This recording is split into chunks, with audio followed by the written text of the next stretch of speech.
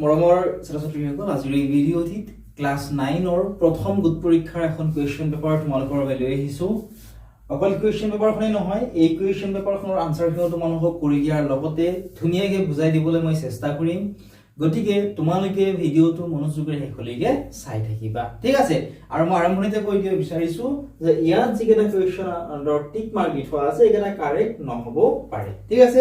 এইকেইটা মই দিয়া টিক মাৰ্ক নহয়, ঠিক আছে? বহুতো ছাত্ৰ-ছাত্ৰীয়ে টিক মাৰ্ক কেইটা দিয়ে, তোমালোকে লিখি লোৱা, গতিকে তোমালোকে লিখি নলবা।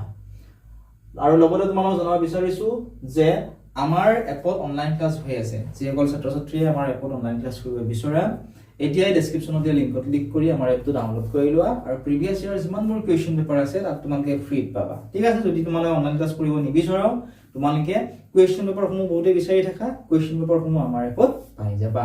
গতিকে এতিয়া তোমালোকে কুৱেশ্যনৰ আনসাৰসমূহ ধুনীয়াকৈ মনোযোগেৰে চাই যোৱা। এতিয়া চোৱা গ্ৰুপ 8 কি দিছিলে। গ্ৰুপ 8 দিছিল for each question 4 answers are given below of which only one is correct. Select the correct one. অৰ্থাৎ ইয়াতে কেইটামান প্ৰশ্ন দিছে, সেই প্ৰশ্নকেইটা অৰ্থাৎ টোটেল এমসিকিউ দিছে আমাক 22টা, হয়নে? প্ৰত্যেকটোতে 1 নম্বৰকৈ আছিলে। ইয়াতে প্ৰত্যেকটো প্ৰশ্নৰ 4টাকৈ আমাক উত্তৰ দিছে, অৰ্থাৎ 4টাকৈ অপচন দিয়া আছে। সেই অপচনকেইটাৰ ভিতৰত এটা শুদ্ধ, সেই অপচনটো আমাক বাছি উলিয়াবলৈ কৈছে।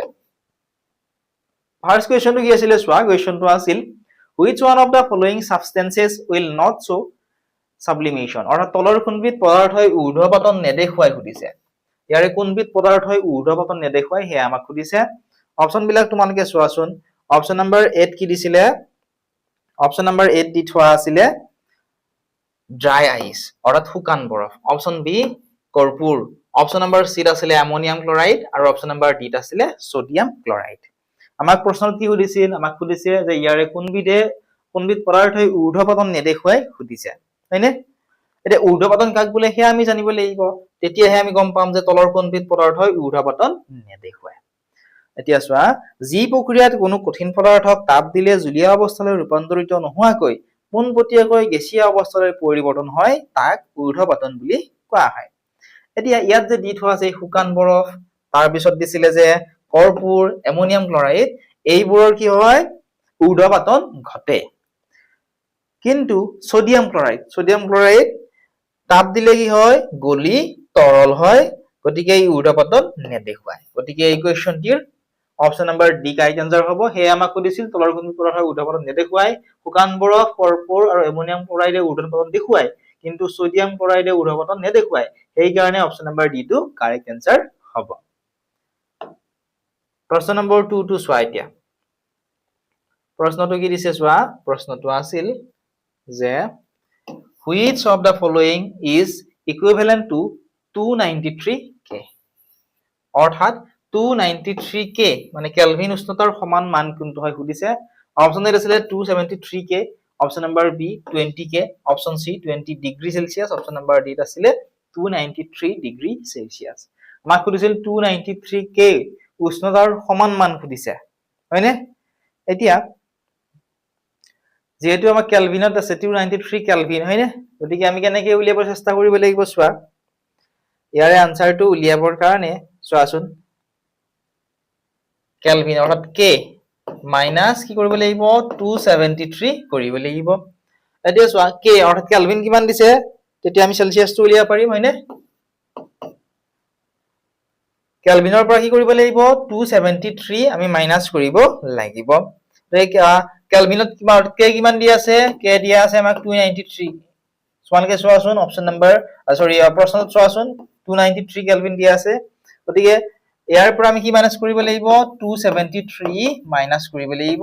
মাইনাস কৰিলে আমি কিমান পাম? 20 ডিগ্ৰী সেলসিয়াস পাম। যেহেতু 20 ডিগ্ৰী সেলসিয়াস পাম, ক'ত আছে 20 ডিগ্ৰী সেলসিয়াস? অপচন নম্বৰ সি ত আছে। গতিকে এই কুৱেশ্যনটিৰ অপচন নম্বৰ সি টো হ'ব কাৰেক্ট আনসাৰ।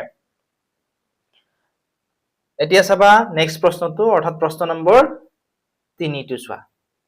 প্ৰশ্নটো কি দিছে চোৱা, প্ৰশ্নটো আছিল যে which of the following is an homogeneous mixture. অৰ্থাৎ তলৰ কোনটো সমসত্ব মিশ্ৰণ সুধিছে। অপচন বিলাক তোমালোকে চোৱা।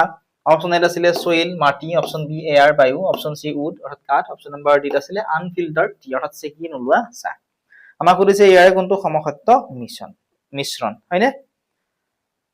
এতিয়া চোৱা যেহেতু সমসত্তৰ মিশ্ৰণ কোনটো সুধিছে ইয়াৰে correct answer option number B টোৱে হ'ব কিহৰ কাৰণে বি কাৰেক্ট আনসাৰ হ'ব কাৰণ বায়ু হল বিভিন্ন গেছৰ এক সমসত্ত মিশ্ৰণ ইয়াতে যে অপচন দিয়া আছে মাটি হয়নে তাৰ পিছত আৰু অপচন কি দিছিলে কাঠ বা আমাক যে দিছিলে চেকি নোলোৱা চাহ এইবোৰ হৈছে অসমসত্ত মিশ্ৰণ এটা সমসত্ত মিশ্ৰণ এটাই আছে সেয়া হ'ব বায়ু ঠিক আছে কাৰণ বায়ু হল বিভিন্ন গেছৰ এক সমসত্ত মিশ্ৰণ এতিয়া চাবা প্ৰশ্ন নম্বৰ 4 টো প্ৰশ্নটো কি দিছে চোৱা প্ৰশ্নটো দিছিল the process involved in separation of different gases from air is অৰ্থাৎ বায়ুৰ পৰা বিভিন্ন গেছবোৰ পৃথক কৰিব পৰা পদ্ধতিটো কি হয় সুধিছে অপচন এ আছিল ঊৰ্ধ্বপাতন বি আংশিক পাতন সি পাতন আৰু ডি আছিল পৰিশ্ৰাবণ ইয়াতে চোৱা আমাক সুধিছে বায়ুৰ পৰা বিভিন্ন গেছবোৰ পৃথক কৰিব পৰা পদ্ধতিটো বায়ুৰ পৰা বিভিন্ন গেছবোৰ পৃথক কৰিব পৰা বায়ুৰ বিভিন্ন গেছ থাকে অক্সিজেন কাৰ্বন ডাই অক্সাইড নাইট্ৰজেন বিভিন্ন গেছ থাকে হয়নে গতিকে পৃথক কৰিব পৰা পদ্ধতিটো কি বুলি কোৱা হয় আংশিক পাতন বুলি কোৱা হয় অপচন নম্বৰ বি টো কাৰেক্ট আনসাৰ হ'ব ঠিক আছে এতিয়া চাবা বায়ু তোমালোকে জানাই বায়ু কি হয় বিভিন্ন গেছৰ মিশ্ৰণ আৰু এই গেছবোৰৰ উতলাংক বেলেগ বেলেগ হোৱাৰ বাবে আংশিক পাতন পদ্ধতি প্ৰয়োগ কৰি ইহতক কি কৰিব পাৰো পৃথক কৰিব পাৰো এই প্ৰক্ৰিয়াটোত বায়ু কি কৰা হয় প্ৰথমতে ঠাণ্ডা কৰি তৰল কৰি লোৱা হয় আৰু তাৰ পাছত লাহে লাহে উত্তপ্ত কৰি বিভিন্ন উষ্ণতাত নাইট্ৰজেন অক্সিজেন আদি গেছবোৰ আহৰণ কৰি লোৱা হয় গতিকে বায়ুৰ পৰা বিভিন্ন গেছবোৰ পৃথক কৰা পদ্ধতিটোৰ নাম হৈছে আংশিক পাতন পদ্ধতি এতিয়া তোমালোকে ইয়াৰে পিছৰ প্ৰশ্নটো চাবা প্ৰশ্ন নম্বৰ 5 প্ৰশ্নটো কি দিছে তোমালোকে চোৱাচোন প্ৰশ্নটোত দিছিল যে which of the following is a pure substance বিশুদ্ধ পদাৰ্থবিধ কোনটো দিছে বিশুদ্ধ পদাৰ্থবিধ হল অপচন আছিল মিল্ক অৰ্থাৎ গাখীৰ বি ওয়াটাৰ অৰ্থাৎ পানী সি ওয়াটাৰ অৰ্থাৎ সাগৰৰ পানী ডি আছিল সইল অৰ্থাৎ মাটি আমাক কি সুধিছে প্ৰশ্নটো আমাক সুধিছে যে বিশুদ্ধ পদাৰ্থবিধ হল বিশুদ্ধ পদাৰ্থ কি হ'ব পানী হ'ব correct answer option number B ঠিক আছে বিশুদ্ধ পদাৰ্থ কেৱল এক প্ৰকাৰৰ কণাৰে গঠিত যেহেতু পানীৰ সংকেত কি হয় H2O হয়নে গতিকে পানী এটা কি হয় যৌগ আৰু যৌগ হোৱাৰ বাবে হেহে ইয়াক ৰসায়ন বিজ্ঞানত এটা বিশুদ্ধ পদাৰ্থ বুলি গণ্য কৰা হয় আনহাতে ইয়াত যে অপচনবোৰ দিয়া আছে আমাৰ গাখীৰ দিছে হয়নে ইয়াতে গাখীৰ দিছিলে সাগৰৰ পানী দিছিলে মাটি দিছিলে হয়নে এইবোৰ কি হয় বিভিন্ন পদাৰ্থৰ মিশ্ৰণ হয় তো বিশুদ্ধ পদাৰ্থ বুলি ক'লে পানীয়ে হ'ব কাৰেক্ট আনসাৰ প্ৰশ্ন নম্বৰ 6 টো তোমালোকে চোৱাচোন প্ৰশ্নটো আছিল এনে ধৰণৰ যে melting point of ice is বৰফৰ গলনাংক সুধিছে বৰফৰ গলনাংক হল option A 273 K option B 373 K option C 273 degree Celsius option number D 100 degree Celsius আমাক সুধিছে বৰফৰ গলনাংক হয়নে গতিকে এৰ কাৰেক্ট আনসাৰটো হ'ব অপচন নম্বৰ এ 273 K কেলভিন ঠিক আছে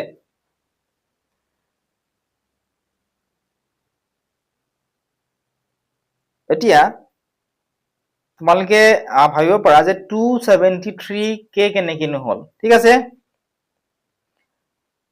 চাবা কেলভিন স্কেলত গণনা কৰা নিশ্চয় তোমালোকে জানা হয়নে উষ্ণতা জোখাৰ আন্তৰ্জাতিক একক কি হয় উষ্ণতা জোখাৰ আন্তৰ্জাতিক একক হৈছে কেলভিন যাক আমি কিহেৰে জানো কে ৰে লিখো হয়নে আৰু সেলসিয়াছৰ পৰা যদিহে আমি কেলভিনলৈ নিব লাগে তেতিয়া আমি উষ্ণতাৰ সৈতে কি যোগ কৰিব লাগে 273 যোগ কৰিব লাগে যেহেতু আমি জানো যে বৰফৰ গলনাংক কিমান হয় বৰফৰ গলনাংক হৈছে 0 ডিগ্ৰী সেলসিয়াস বৰফৰ গলনাংক কিমান বৰফৰ গলনাংক হৈছে 0 ডিগ্ৰী সেলসিয়াস গতিকে আমাক যেহেতু চোৱা অপচন কেইটা দিছে 273 K 373 K অৰ্থাৎ কেলভিন হয় 273 ডিগ্ৰী সেলসিয়াস 100 ডিগ্ৰী সেলসিয়াস গতিকে আমি কি কৰিব লাগিব আমি এই বৰফৰ গলনাংকৰ লগত আমি 273 আমি কি কৰিব লাগিব যোগ কৰিব লাগিব 273 যোগ কৰিব লাগিব যোগ কৰিলে কিমান হ'ব 273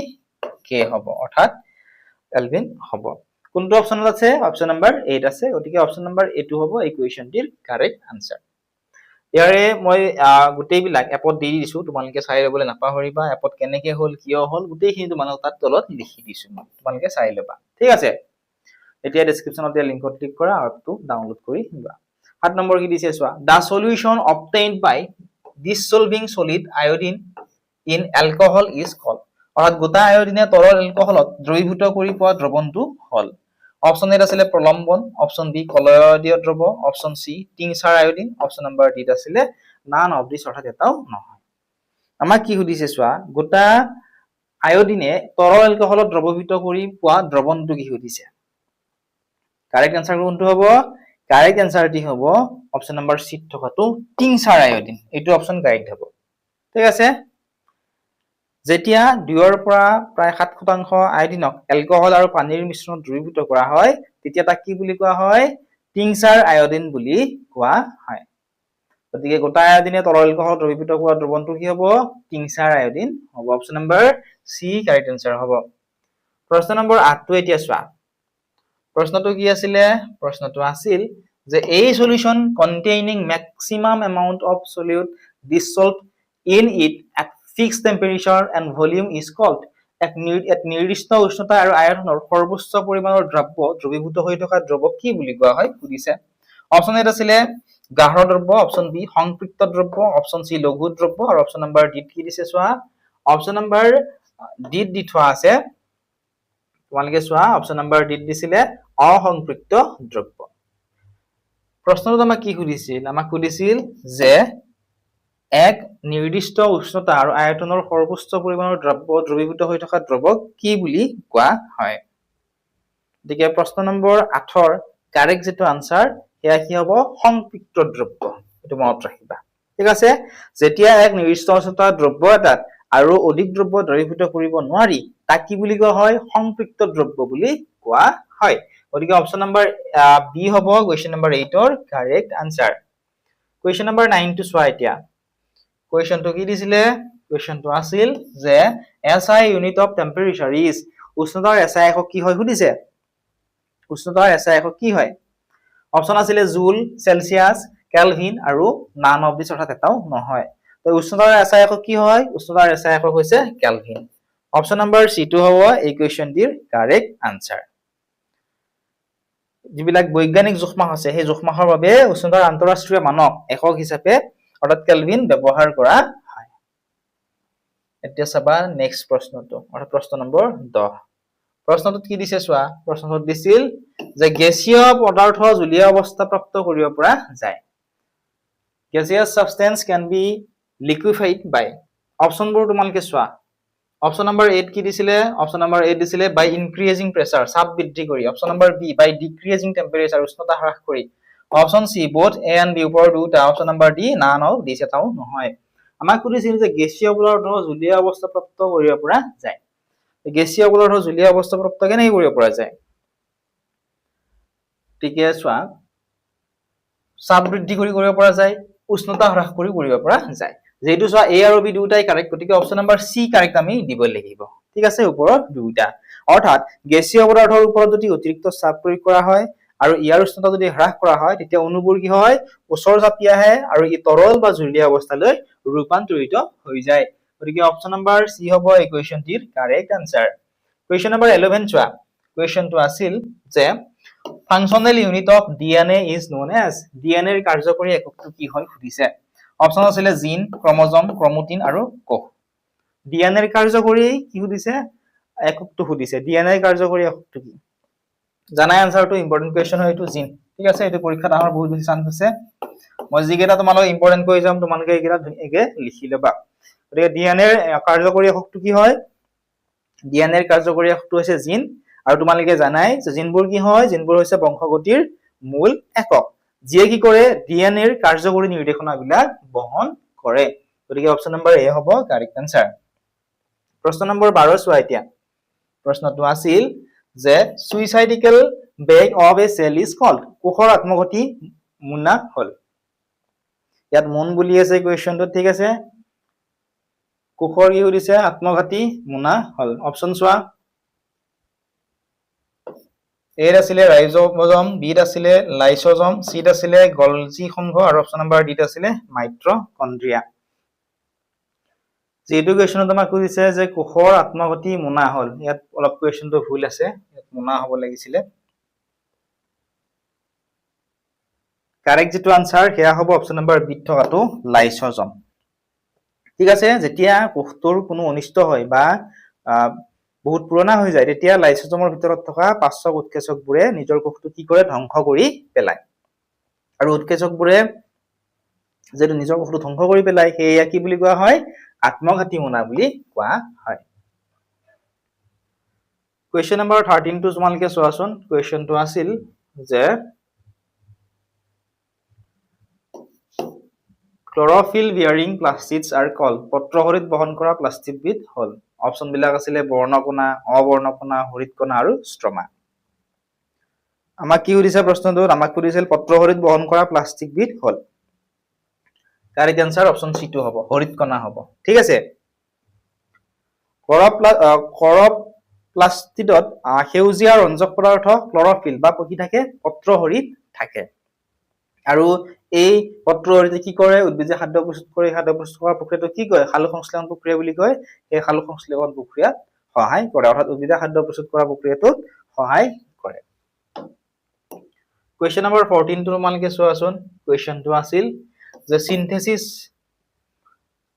PF ATP molecule takes place in অর্থাৎ ATP অণু উৎপাদনৰ স্থান কি হয় সুধিছে অপচন এ আছিল centrosome option B ribosome option C lysosome option number D আছিল নিউক্লিয়াছ অৰ্থাৎ কোষ কেন্দ্ৰ আমাক সুধিছে ATP অণু উৎপাদনৰ স্থান হল কাৰেক্ট आंसर কোনটো হ'ব কাৰেক্ট आंसरটো হ'ব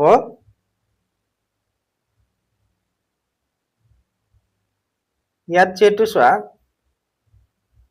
কোৱেশ্চনটোত আমাক সুধিছিল যে synthesis of ATP molecule takes place in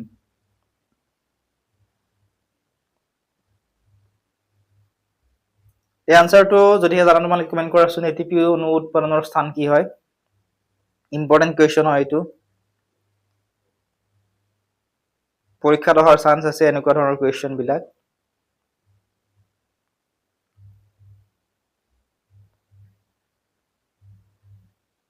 যেহেতু আমাক সুধিছিল ATP অণু উৎপাদনৰ স্থান হয়নে গতিকে মই ভাবিছো যে এই কোৱেশ্চনটো অলপমান ভুল আছে চাগে ATP অণু উৎপাদনৰ স্থান সুধিছিল গতিকে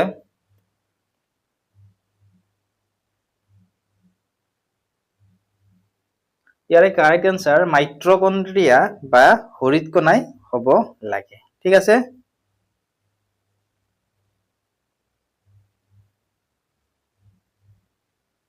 গতিকে ইয়াতে তোমালোকে মনত ৰাখিবা মাইট্ৰকন্ড্ৰিয়া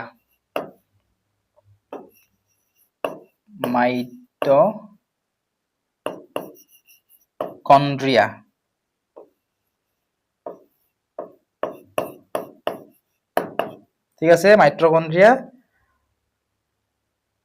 আৰু হৰিতকণাই হ'ব লাগে বিশেষকৈ মাইট্ৰকন্ড্ৰিয়াই থাকে অপচন বিলাকত এটো কোৱেশ্চন অলপমান ভুল আছে ঠিক আছে Question number 15 চোৱা কোৱেশ্চনটো কি আছিল যে substances that act as enzyme are called উৎকেচক হিচাপে কাম কৰা পদাৰ্থবোৰ কি হয় সুধিছে অপচন আছিল লিপিড প্ৰটিন কাৰ্বোহাইড্ৰেট আৰু ভিটামিন কোনটো অপচন কাৰেক্ট হ'ব সুধিছে আমাক সুধিছিল উৎকেচক হিচাপে কাম কৰা পদাৰ্থবোৰ হল correct answer option number B2 হ'ব প্ৰটিন ঠিক আছে প্ৰায় সকলোবোৰ এনজাইম বা উৎকেচক কিহৰ দ্বাৰা গঠিত প্ৰটিনৰ দ্বাৰা গঠিত ওদে উৎকেচক হিচাপে কাম কৰা পদাৰ্থবোৰ দিছে প্ৰটিন হ'ব কাৰেক্ট आंसर নেক্সট কোৱেশ্চনটো চাবা এতিয়া কোৱেশ্চন নাম্বাৰ 16 আৰু ইয়াৰে সম্পূৰ্ণ যেটো ভিডিও এটো তোমালোকে আমাৰ এপত পাবা যদি এপটো ডাউনলোড কৰা নাই এতিয়া ডেসক্ৰিপচনত দিয়া লিংকত ক্লিক কৰা আৰু আমাৰ এপটো ডাউনলোড কৰি লোৱা